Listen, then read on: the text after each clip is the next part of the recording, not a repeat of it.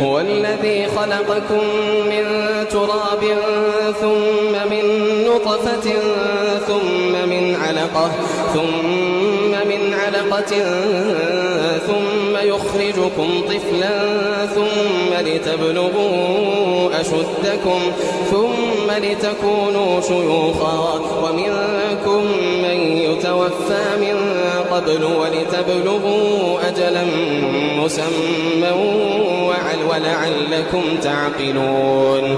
هو الذي يحيي ويميت فإذا قضى أمرا فإنما يقول له كن فيكون.